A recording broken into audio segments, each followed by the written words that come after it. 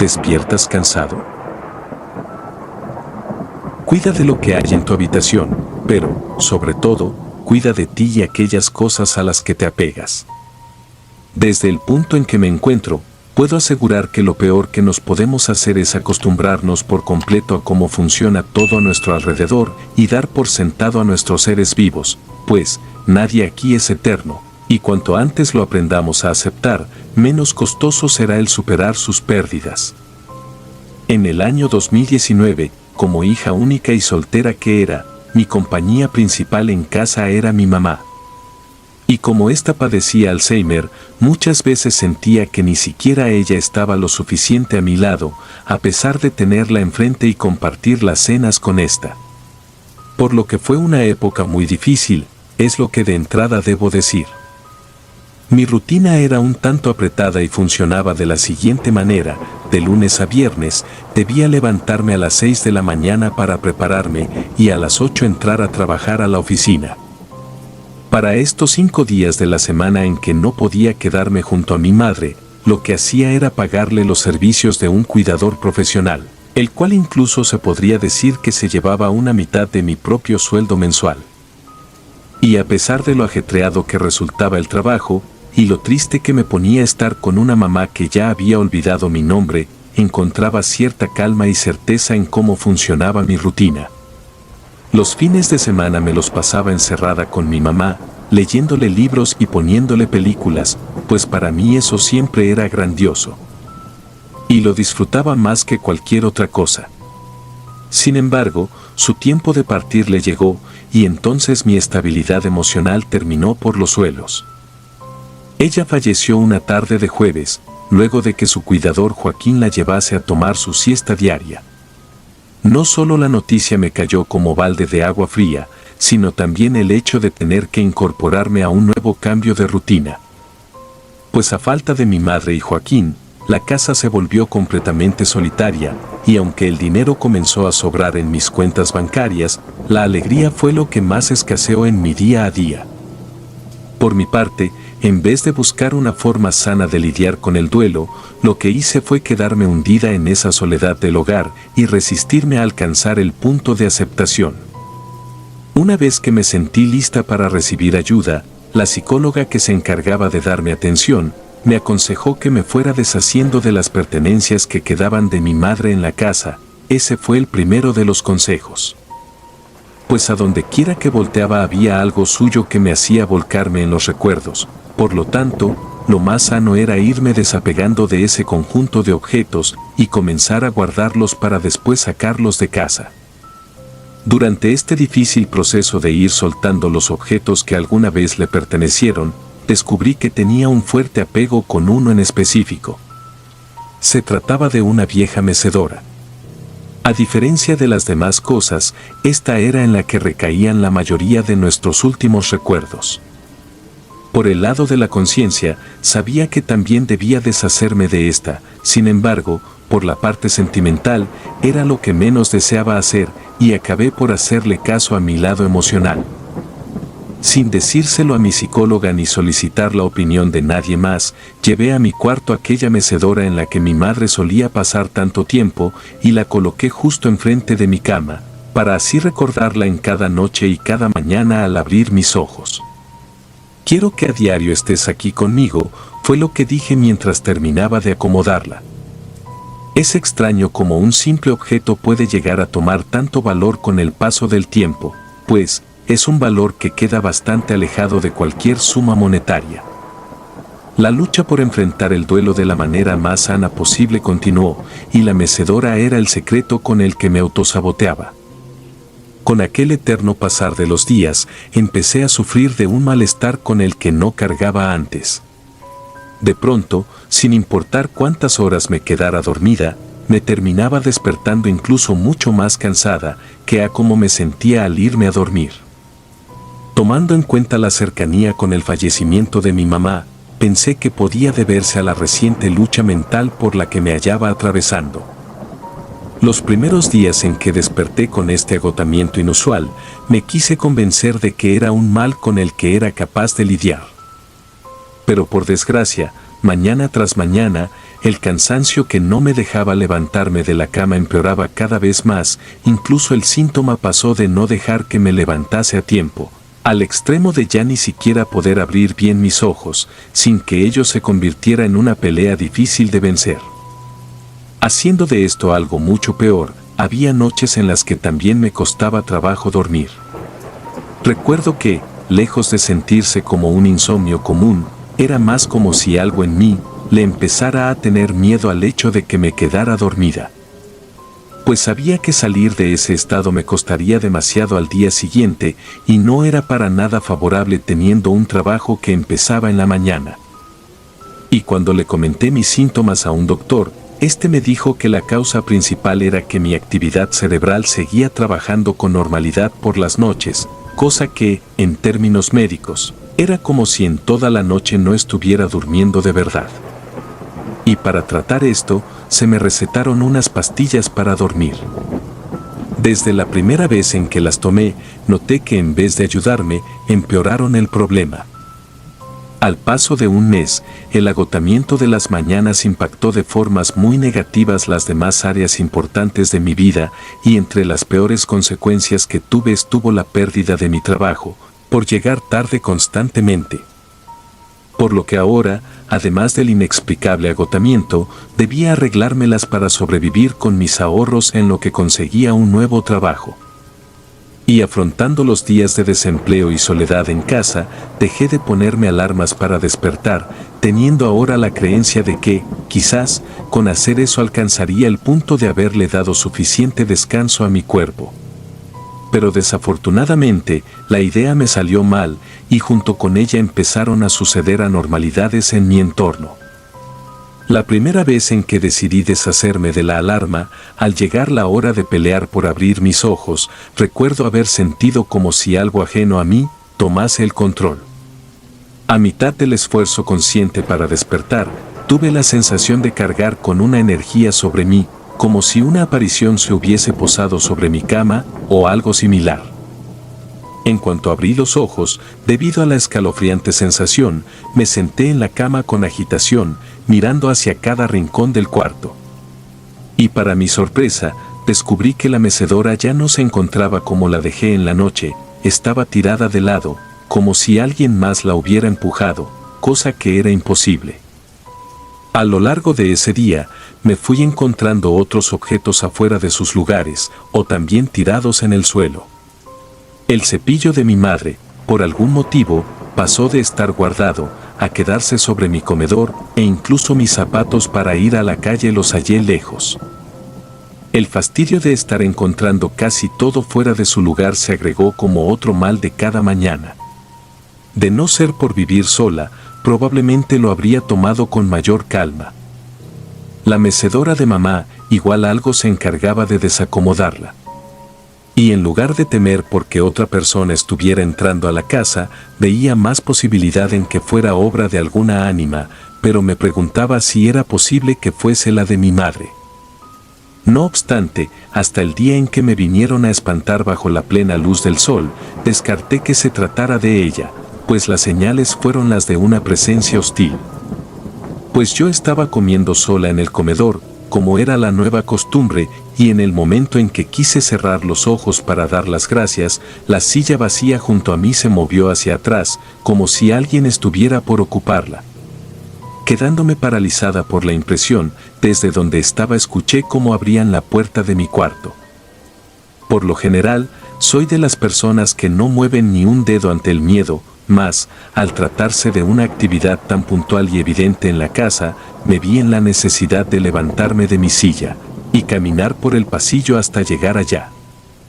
Y con cada paso que daba, mi mente más se ponía a fabricar imágenes bizarras de lo que podría encontrar, estando en mi cuarto. En efecto, la puerta estaba abierta, pero al entrar no hallé nada más fuera de lo normal. Pero el suceso que en realidad me vino a estremecer, fue que, en el segundo en que me disponía a salir, algo tiró con fuerza de mi cabello, se sintió como si una mano lo jalara para impedir que me fuera. Por lo que esto me generó tanto terror, que preferí salir de la casa por un par de horas para distraerme. Al dar la noche y ser de nuevo la hora de dormir, dejé prendida la luz de mi cuarto, sintiendo terror de conocer de frente a esa cosa que se hizo notar horas antes. Después de esforzarme por lograr dormir, tuve una de las pesadillas más inquietantes y desagradables de toda mi vida. En aquel terrible sueño que se sintió lo bastante vívido, salía de la casa y comenzaba a caminar sin rumbo alguno a través de las calles de la ciudad.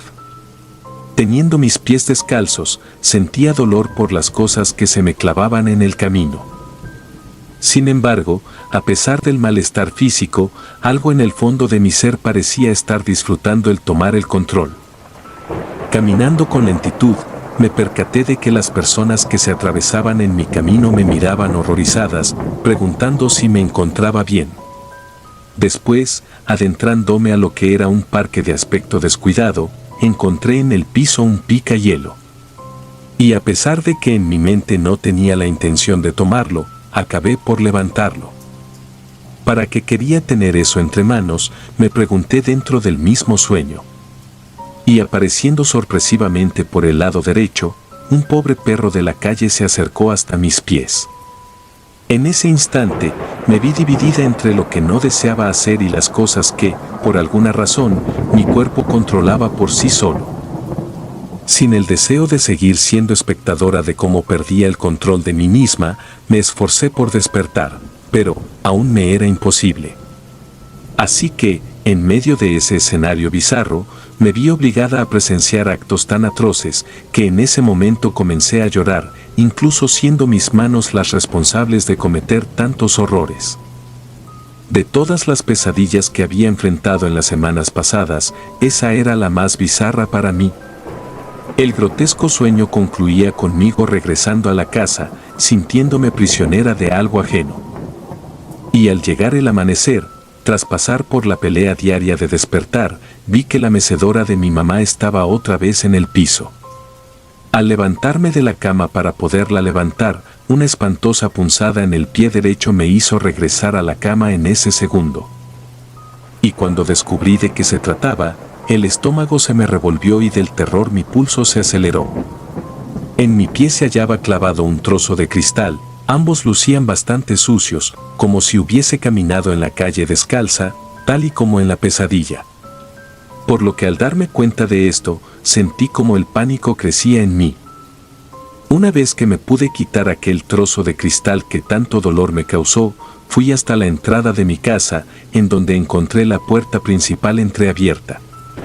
Pues lo ocurrido durante la noche no había sido un sueño, en verdad actué como alguien más. Sabiendo las atrocidades que hice con mis propias manos, no pude evitar caer en shock, viéndome a mí misma como un monstruo. Hasta ahora, no había alguien más que lo supiera, pero, con el hecho de cargarlo en la mente era más que suficiente.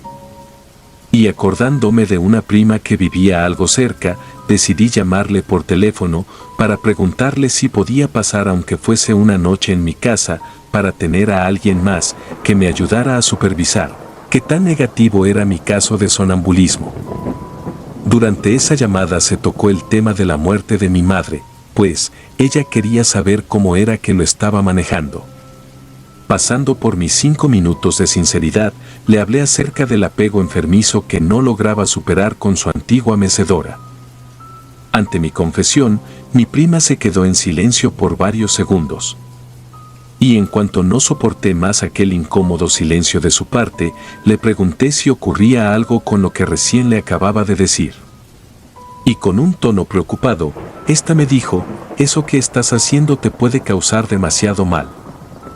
Y profundizando más en sus razones para afirmar aquello, me explicó que existía una creencia popular, la cual tenía que ver con el hecho de dormir con cualquier clase de silla, sillón o banco a un lado de la cama. Según advertían las personas mayores y sabias, si uno dejaba un lugar desocupado a un lado de la cama, a la hora en que se iba a dormir, le daba la oportunidad a cualquier clase de espíritu maligno a que se instalara al lado suyo, haciendo de él lo que éste deseara. En este caso, lo que mi prima me dio a entender era que existía una gran probabilidad de que por las noches estuviera siendo visitada por algo ajeno a nuestro plano, algo dañino y sumamente manipulador. Y entrando en un debate en cuanto a si eso podía ser o no posible, ella me aconsejó que dejara alguna cámara grabando cerca de donde dormía, para de ese modo averiguar qué eventos anormales ocurrían a mi alrededor durante la noche y así pudiera descubrir por mí misma si era o no mi caso. El tema en sí me causó más misterio que horror. Por lo tanto, me abrí a hacer la prueba que me propuso.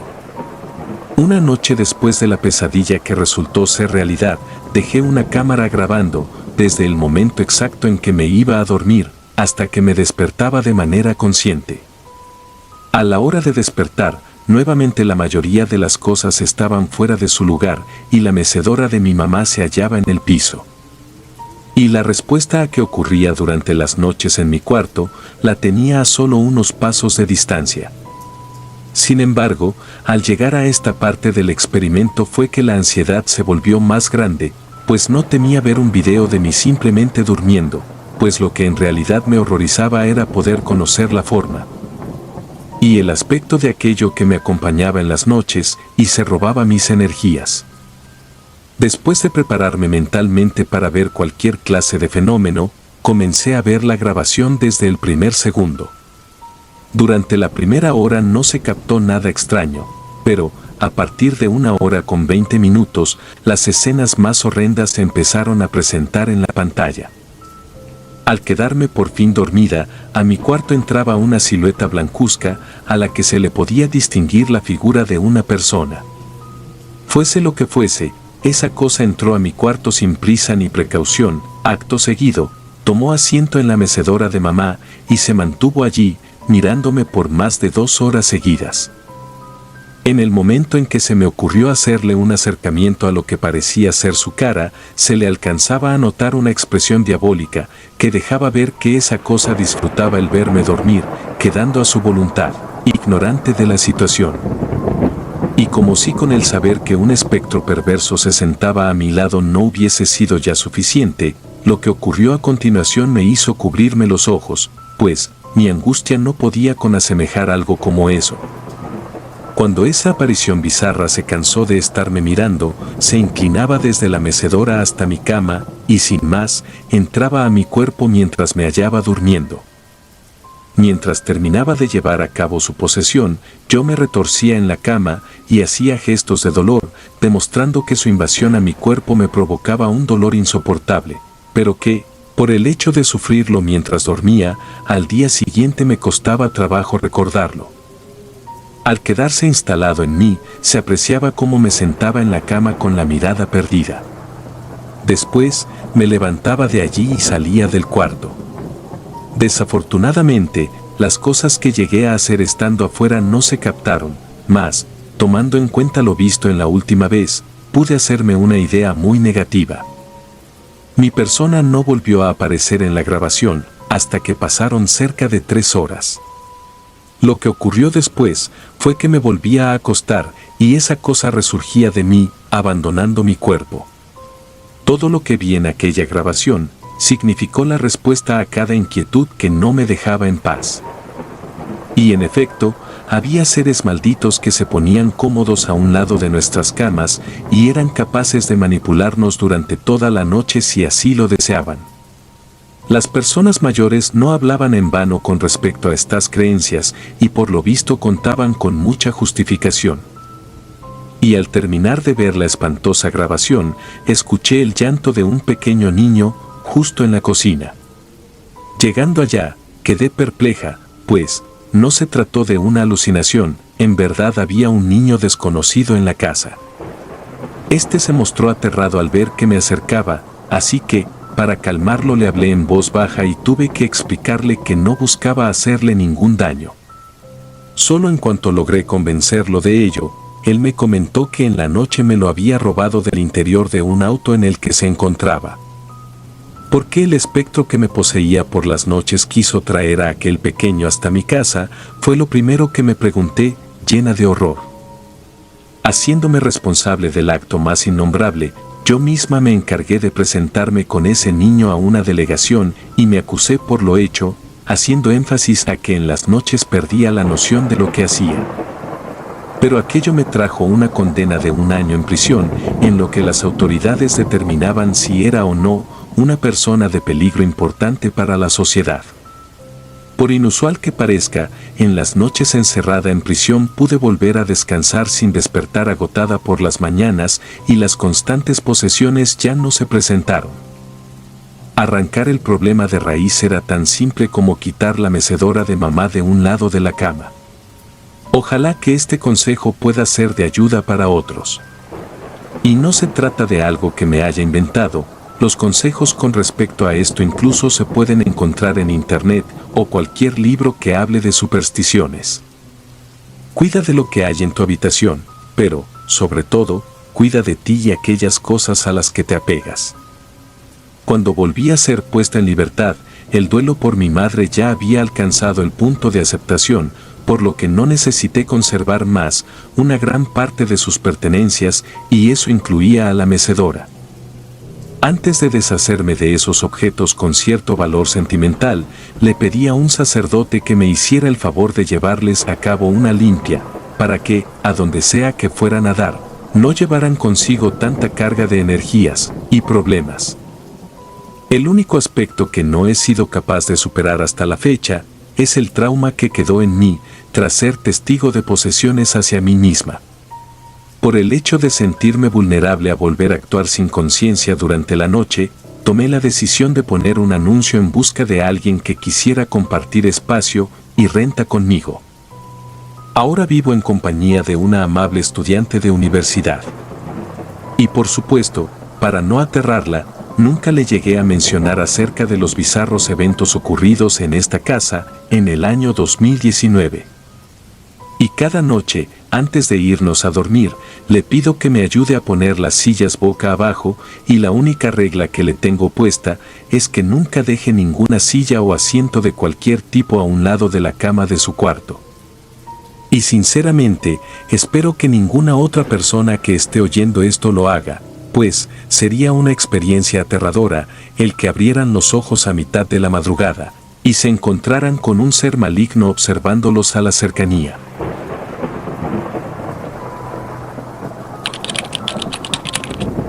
El nido de los acumuladores. No existe alguien que cambie de la noche a la mañana, absolutamente nadie, mucho menos si se trata de un ser tan cercano. Aunque una parte de los sucesos de mi infancia están un tanto nublados, recuerdo la forma en que mis padres decidieron cambiar las reglas en nuestro hogar, hasta alcanzar el punto de llevarnos a mis 2 hermanos y a mí a un estilo de vida insano y tormentoso. Se le conoce como síndrome de Diógenes al comportamiento impulsivo de acumular objetos sin ninguna clase de límite o conciencia de que aquello que se está haciendo es sumamente negativo tanto para el entorno como para la salud.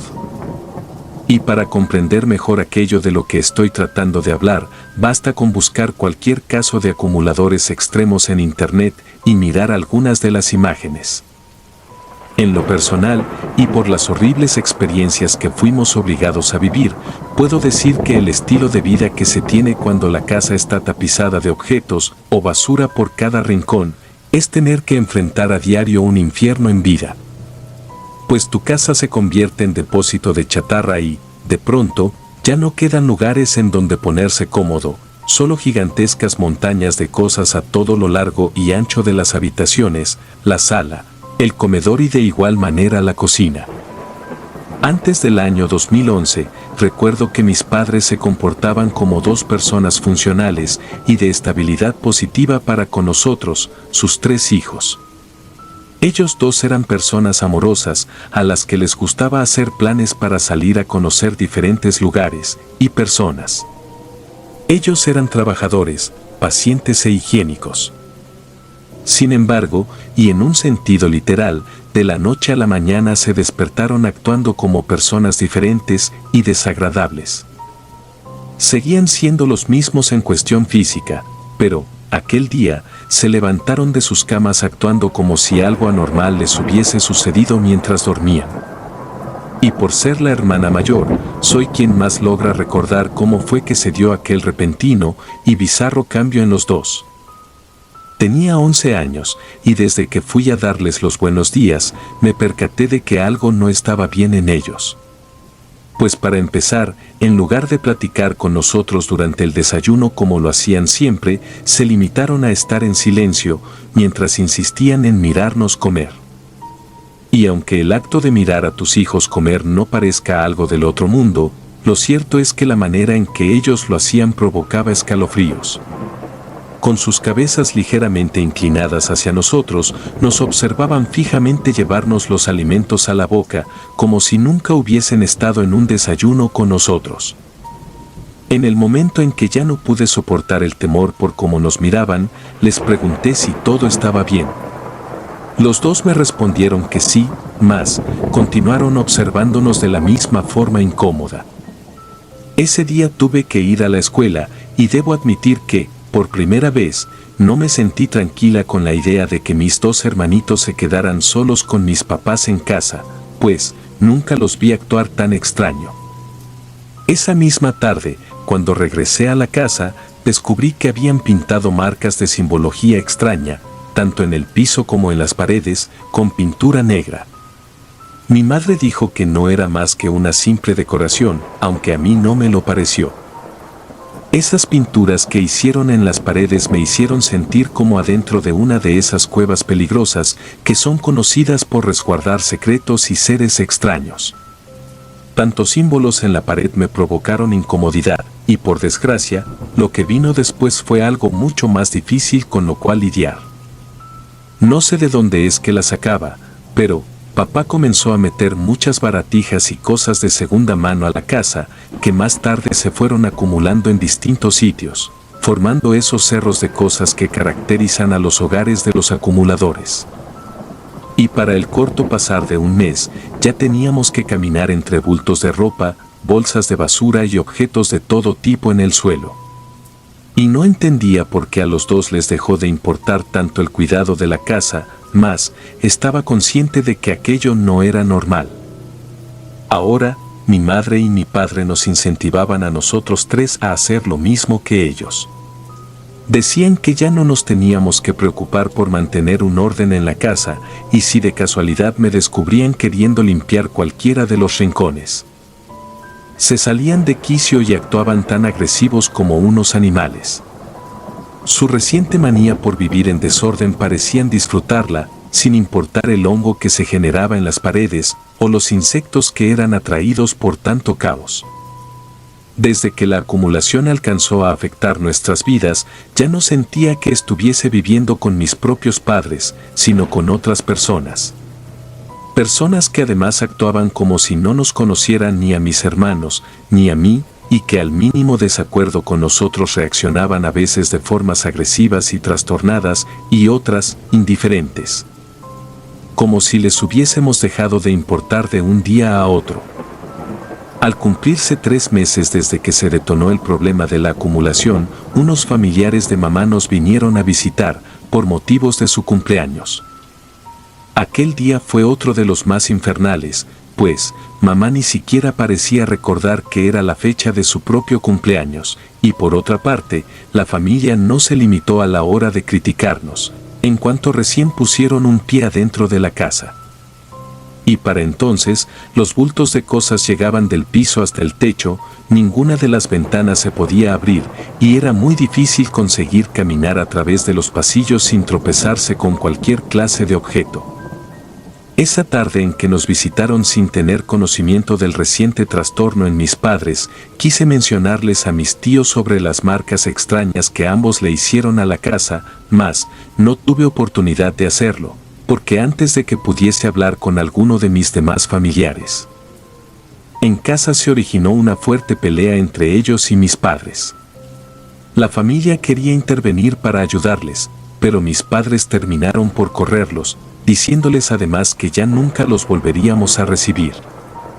Las cosas acabaron tan mal en esa ocasión, que en menos de una hora todas las visitas se fueron, dejándonos de nuevo a mis hermanos y a mí, al cuidado de mis ahora, trastornados padres. Sin verlo venir, nos quedamos entre la inmundicia del desorden y el abandono de toda la familia, causado por las mismas conductas repentinas de mamá y papá. Y como si no hubiésemos tenido suficiente con el hecho de acabar aislados de la familia, la siguiente cosa que nos hicieron perder fue el derecho de asistir a la escuela. Solo porque así lo quisieron de la noche a la mañana, a los 3 nos dieron de baja de nuestras respectivas escuelas, a mí de la primaria y a mis hermanitos del kinder al que apenas y habían sido inscritos a mediados de año. Por cada nueva decisión extraña que ellos tomaban, la pesadilla crecía más para nosotros. Pues ya no me sentía tratada como una hija, sino más bien como un objeto de prueba o una simple mascota. Una vez que quedamos totalmente aislados de la sociedad y la forma en que se movía el mundo normal allá afuera, mis padres implementaron en la casa algo a lo que llamaron las nuevas reglas. Estas últimas consistían en prácticas enfermizas que trajeron para convertir nuestras vidas en una serie de escenas de terror.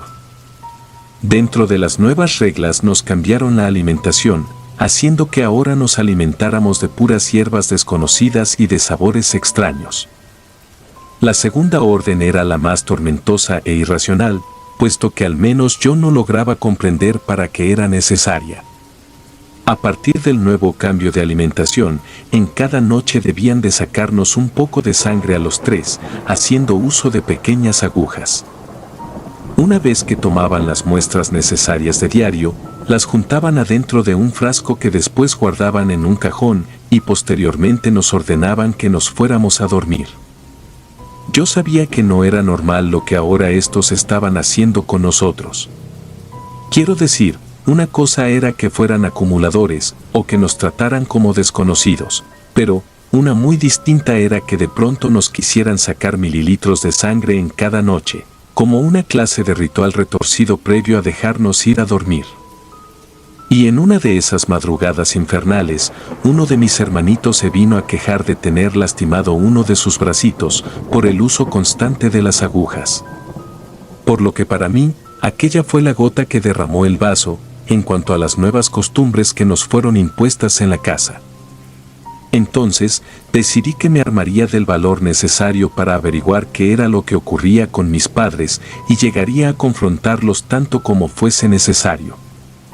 En esa misma noche en que decidí que ya no iba a soportar más, aguardé a que mis 2 hermanos se quedaran dormidos, para después salir sigilosamente de mi cuarto y asomarme a como pudiera hacia lo que antes era el área normal del comedor.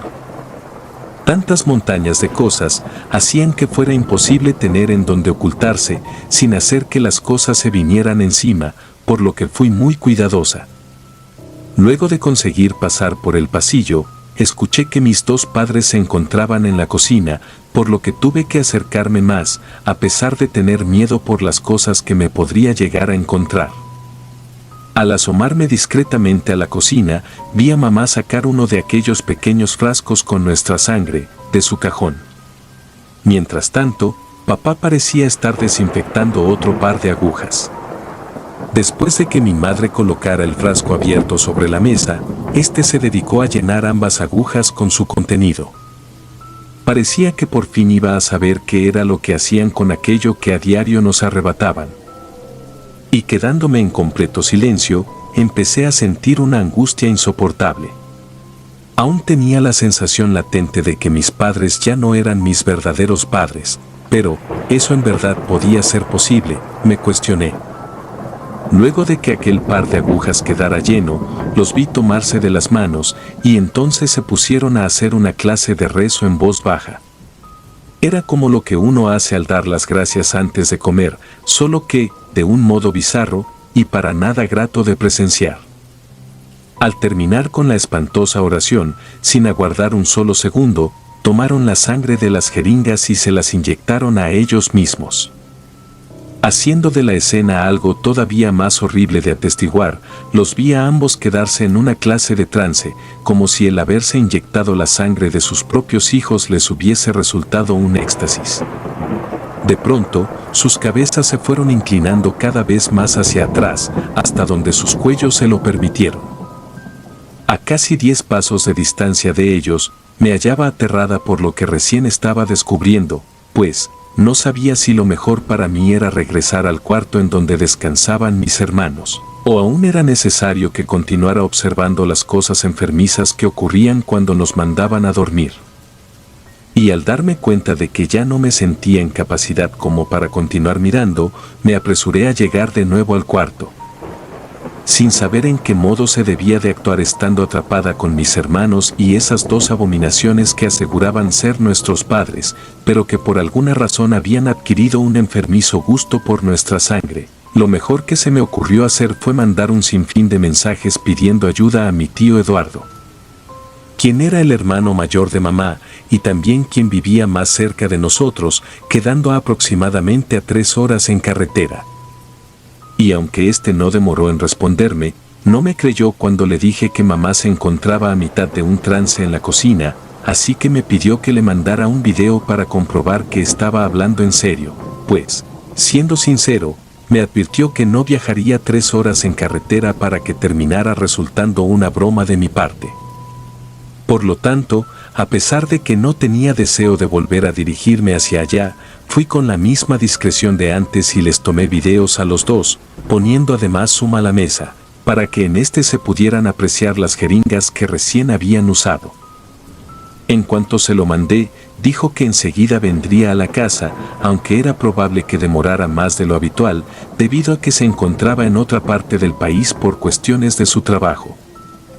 Ahora que mi tío más cercano estaba en alerta, parecía que lo único que mis hermanos y yo debíamos de hacer era sobrevivir algunas horas más adentro de ese infierno. En toda la noche no me sentí capaz de volver a dormir, temiendo que estos entraran a nuestro cuarto. Sin embargo, cada tanto volvía a salir para dar un vistazo hacia la cocina y en ningún momento de la noche los vi moverse de ahí. No fue hasta que se acercó el amanecer, que parecieron reaccionar a esos efectos de nuestra sangre y se pusieron a preparar el desayuno para nosotros. Y como ya era de costumbre, al hablarnos para ir a comer, replegados en el poco espacio que quedaba de mesa, nos volvieron a servir hierbas hervidas, de muy mal sabor y textura extraña. Y solo por compromiso probé un poco, y luego les dije que me sentía mal del estómago, por lo que no iba a comer más de esa cosa. Solo ellos habrán sabido qué rayos fue lo que nos dieron, pero, con solo probar de aquello, me sentí sumamente mareada, casi al instante. Y al ver que estaba por desmayarme, le advertí a mis hermanos que no le dieran ni una mínima cucharada a sus platos, y a los pocos segundos caí de mi silla, y eso fue de lo último que pude sentir. Sin saber cuánto tiempo pasó desde la última vez en que tuve conciencia, reaccioné aún en el piso de la cocina, encima de toda la basura a la que ya estaba acostumbrada. Antes de que volviera a abrir los ojos, sentí como me volvían a sacar sangre con otra aguja, solo que a mayores cantidades. Cuando dejaron de hacerlo, abrí los ojos y vi a mis falsos padres comunicándose a base de gruñidos. No sabía en dónde estaban ahora mis hermanos, o qué habían hecho de ellos, así que me esforcé por sentarme.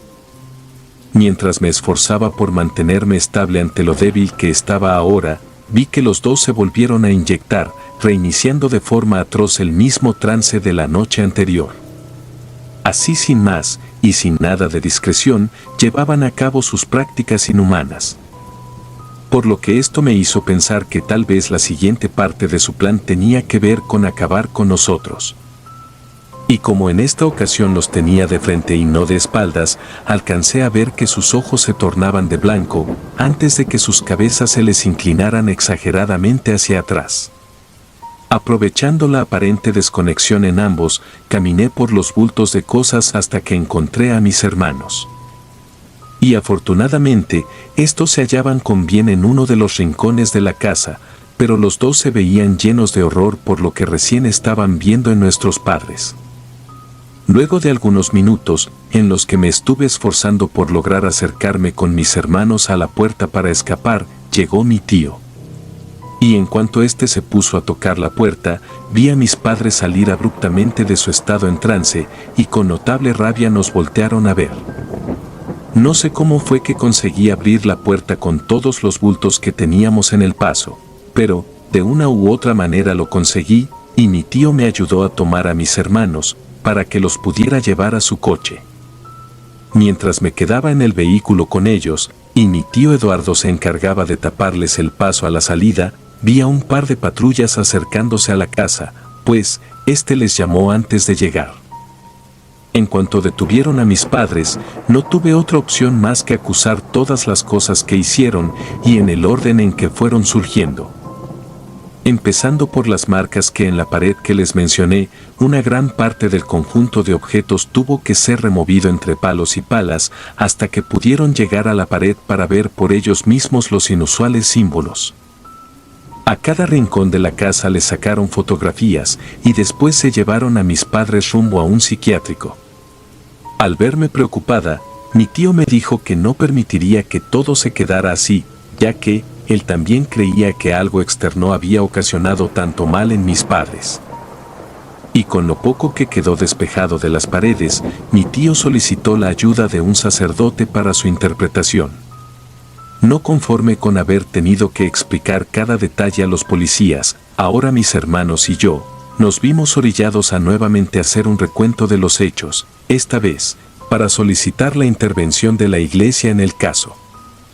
Y por lo que me comentó mi tío, las conclusiones del sacerdote con respecto a los simbolismos arrojaron que se trataba de una protección antigua usada por entidades que eran conocidas entre culturas africanas, las cuales solían ser puestas para poder ocasionar el mal y pasar desapercibidas ante los ojos del prójimo. Pero, ¿por qué mis padres habrían actuado de esa manera tan destructiva y abusiva? Esa era la única pregunta que a mí más me interesaba comprender.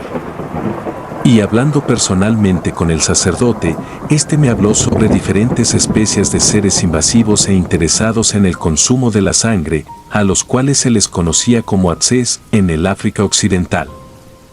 En algunas creencias, había quienes afirmaban que podían tomar la forma de gigantescas luciérnagas para alimentarse de sus víctimas en el exterior, al menos hasta que éstas lograban ser capturadas.